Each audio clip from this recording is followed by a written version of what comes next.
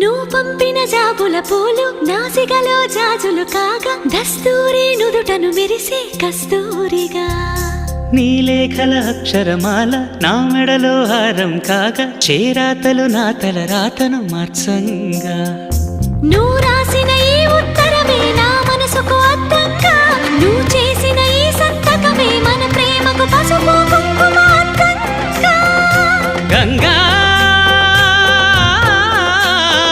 నిజంగా నువ్వే నాలో సగభాగంగా